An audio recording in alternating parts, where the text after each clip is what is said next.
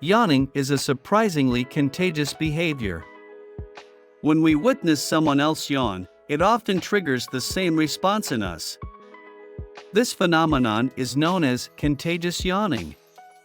While the exact reason isn't entirely clear, it's believed to be linked to empathy and social bonding.